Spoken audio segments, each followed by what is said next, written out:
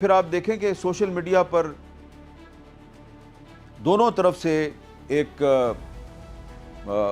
Campaign چل رہی ہے. دونوں طرف سے کچھ ایسے عناصر ہیں جو کہ نفرت انگیز پروپیگنڈا مہم چلا رہے ہیں.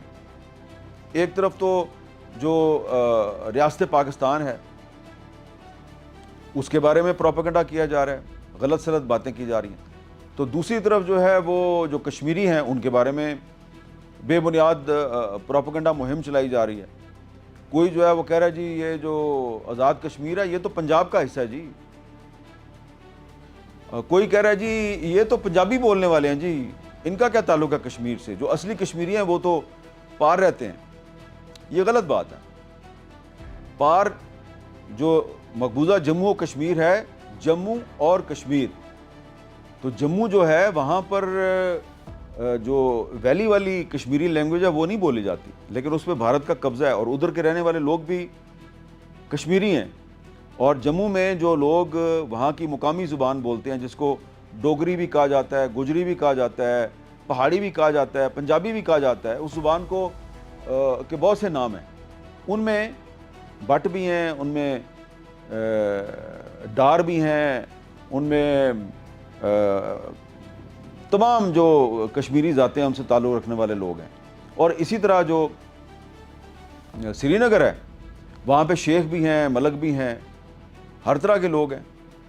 تو یہ کہنا کہ جناب آزاد کشمیر تو جناب پنجاب کا حصہ ہے اور اصلی کشمیر تو اس طرف ہے, یہ دراصل ایک نیریٹو ہے. یہ پاکستان کی جو رولنگ ایلیٹ ہے وہ کشمیر کو یعنی کہ آزاد کشمیر کو وہ کہتے ہیں جی آپ پاکستان کا ایک صوبہ بنا لیں, اور یہ کوئی ڈھکی چھپی بات نہیں ہے, بڑا اوپنلی مطالبہ کرتے ہیں. اور یہ مطالبہ کرنے والے اکثر لوگوں کا تعلق سینٹرل پنجاب سے ہے. تو یہ جو مطالبہ کرنے والے لوگ ہیں وہ یہ جتلاتے ہیں, وہ یہ کہتے ہیں جی کہ ہم نے جی کشمیریوں کے لیے بہت کچھ کیا ہے لیکن اس کے باوجود جناب یہ پاکستان کے خلاف ہیں. پاکستان کے خلاف تو کوئی کشمیری نہیں ہے. وہ تو یہ کہتے ہیں کہ آئین پاکستان کا جو آرٹیکل 257 ہے اس کے مطابق ریاست جموں و کشمیر جو ہے وہ ایک متنازع علاقہ ہے اور اس کے مستقبل کا فیصلہ جو ہے وہ استصواب رائے سے ہونا ہے. تو اگر اس کا فیصلہ استصواب رائے سے ہونا ہے تو پھر آپ کشمیر کو پنجاب کا حصہ کیسے کہہ سکتے ہیں؟ ٹھیک ہے نا. مقبوضہ جموں کشمیر میں بھی ایک نعرہ بڑا پاکستان ہے, ایک نعرہ بڑا مقبول ہے کہ پاکستان ہمارا ہے, ہم پاکستانی ہیں, ہم پاکستانی ہیں, پاکستان ہمارا ہے.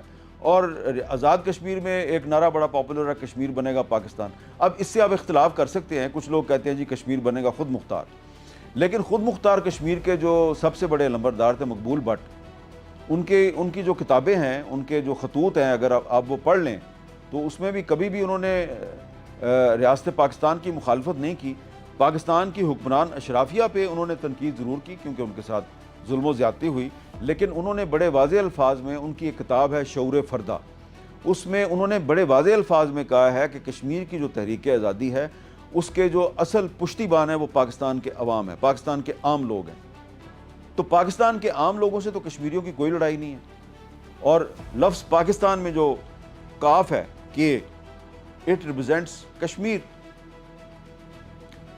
لیکن یہ کہنا بھی غلط ہے کہ جناب جو کشمیر کی تحریک آزادی ہے یہ پاکستان نے چلائی ہے.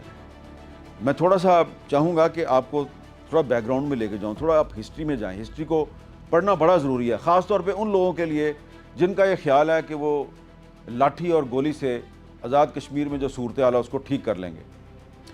دیکھیں ایک لمبی تاریخ ہے کہ آزاد کشمیر کے لوگوں نے کب کس دور میں کس حکمران اور بادشاہ کے خلاف مزاحمت کی.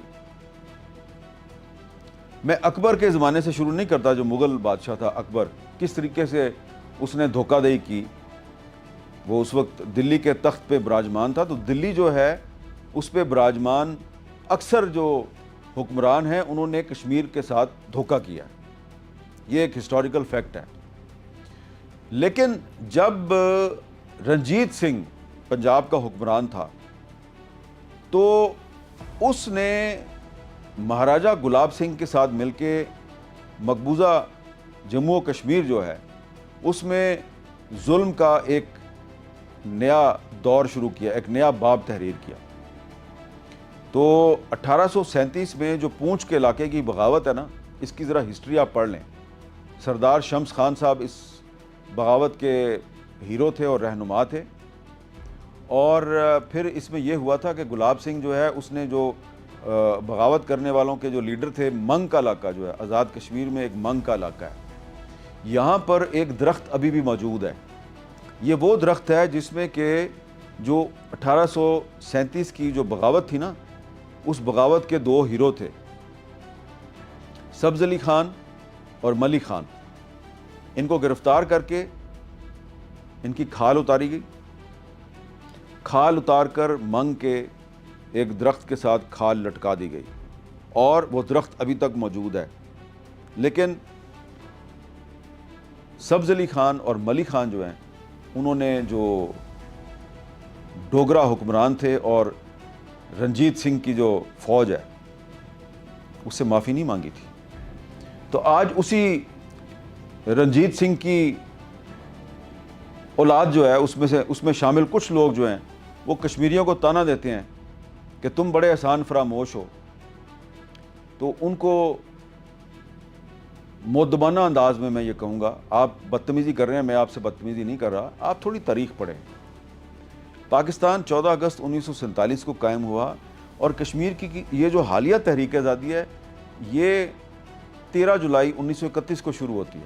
اگین نقطہ آغاز اس کا بھی جموں ہے، جہاں پہ نماز عید سے قبل ایک خطبہ دیا جا رہا تھا، اس خطبے میں مداخلت کی ڈوگرا پولیس نے، اور وہاں سے ایک مزاحمت شروع ہوئی، لوگ گرفتار ہو گئے، اور پھر 13 جولائی 1931 کو سری نگر میں ایک واقعہ ہوا، پولیس نے فائرنگ کی، اس میں بہت سے کشمیری شہید ہو گئے۔